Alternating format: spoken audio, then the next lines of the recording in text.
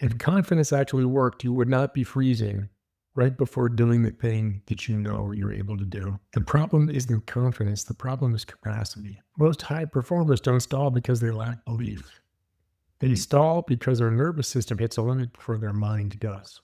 You can be skilled, you can be talented, you can be confident, still hesitate. Not because you're afraid to fail, but because your body is reading expansion as risk, not as opportunity. No amount of confidence fixes that. My name is Raphael. I'm a medical support clinical hypnotherapist. For over a decade, I've worked at the intersection of the nervous system, identity, and performance.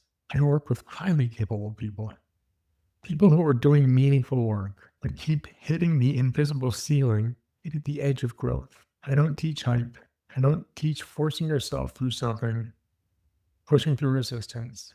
I help people actually understand what's going on inside their nervous system so that they can make meaningful changes and how to build capacity so that they can hold more visibility, more responsibility, more success without contraction. And if confidence has stopped working for you, this conversation matters. But here's the first thing to understand. Confidence is not a lever. Confidence is an outcome. Confidence comes after the body feels safe, not before. This is why affirmations collapse under pressure. This is why mindset fails when real exposure shows up. When we look at the truth of who we believe we are. You see, the nervous system does not respond to belief, it responds to sensation. Let me say that again. The nervous system does not respond to belief. It responds to sensation, what we're feeling in our body. So if your body feels overwhelmed, confidence won't override it. That's right. The body always wins. The body keeps the score. So when someone says, I just need to feel more confident, what they're actually saying is, my system doesn't feel safe holding what I'm about to do. So we put the brakes on. Now let's talk for a moment about the freeze. You see, high performers don't freeze at the beginning. They freeze right before they're about to expand into something powerful, potent, and bold. They freeze right before expansion, before they're about to make that next leap, right before they're about to be seen, right before they're about to take up more space, right before they're about to claim that success that they desire, that they've been working for. Because the expansion, it increases sensation, it increases attention, responsibility, uncertainty, doubt, worry, fear, upset. Bring back old patterns, old habits that are buried in our subconscious mind. So while the mind says, this is really good for me, these are the things that I want, the body says, whoa, hold on, wait a second. This does not feel familiar. This is unfamiliar. This is scary. Let's put the brakes on. Now, that contradiction can look like procrastination. Think about that for a moment. Maybe like overthinking, maybe like perfectionism. But the nervous system is doing exactly what it's designed to do. It's designed to keep you safe. So in those unfamiliar moments, we put the brakes on. We say, no, I've got to pause here. I got to take a break. I don't know that it's safe to continue carrying on. Well, let's define the word capacity. What is capacity? Capacity is not mindset. It's not discipline. It's not pushing harder. It's not getting after it, even when you don't want to. Capacity is how much emotion, sensation, and attention and uncertainty you can hold in your body without contradiction, without putting the brakes on. And that's developed over time. It's physiological and it's trainable. You can train your body to expand your capacity. One of the best and most effective ways of doing that is through self-hypnosis regularly, calming the central nervous system. Confidence asks, do I believe I can do this? And we have to listen to the body. And when the body's conditioned to flee, the body says no, and it'll shut us down. But when the body's conditioned to expand, capacity increases, and we say yes. That distinction, that simple distinction, changes everything. Let's talk about perfection for a moment. Perfection is a nervous system strategy. It's a way of pausing and then maybe polish this a little bit more. Gotta make sure that I have all my ducks in a row. I have to make sure that everything is perfect before I move forward. You see, because when we create time between action and thought, you have a thought, we create time between then and when we take action and fill that up with perfectionism, it gives our body time to recover. So perfectionism is really just a strategy in order to buy more time to try and calm our nervous system. Wouldn't it be much wiser to calm our nervous system on a regular basis and build the capacity so that we're able to do more of what it is that we desire to do in this life. Let that sink into your body for a moment. You see, when something has to be just a little bit polished, a little bit more ready, we're just buying that time. We don't want to buy the time. We want to take action. Don't be afraid to suck. Don't be afraid to make mistakes, not recklessly, but in a way that gives you the ability to say, oh, yes, I did that and I made it through. Oh, yes, I did that and I withstood the pressure. Oh, yes, I did that. May not have been pretty, but next time I do it, it will be a little bit more easy. That builds our confidence and our competence. We feel better about ourselves, more optimistic, more powerful, more poised, and more potent. And after all, isn't that what we're after in life? A higher standard of living, a higher quality of living. Let's talk for a minute about how to build capacity. We build capacity by taking action, even when we're not ready, making the best decision, taking the most calculated, most positive, most well-reasoned, intelligent, based on previous experience and wisdom approach, incorporating what we've learned, applying that knowledge, because application of knowledge is power, which leads to wisdom. And we do that regardless of how we feel in our body. And we habituate that. And when we habituate that, we become a better person in terms of, I'm going to do this. My word is law. I'm going to follow through on this. And it's okay if I don't get it perfect.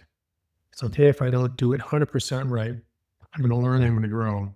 Raise your hand if you were born knowing how to walk. Doesn't happen, right? We weren't in a perfectionist mindset when we were learning how to walk. We were in a, I want to get this done. I'm going to fall down. I'm going to have boo-boos along the way. And maybe lean on my parents, hopefully, so that they can help me.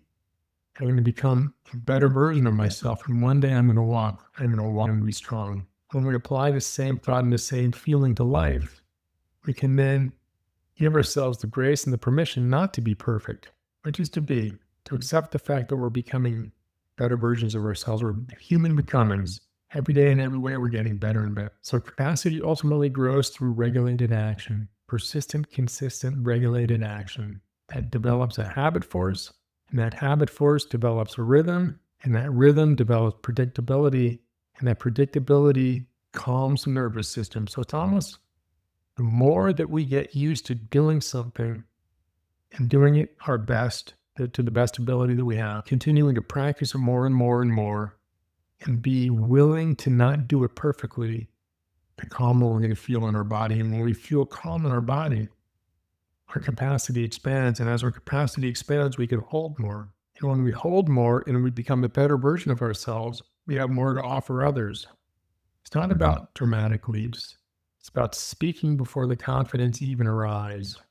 It's about becoming the person that you desire to be a day at a time, a step at a time before you're that person, and giving yourself the grace to walk into that person, into being that person.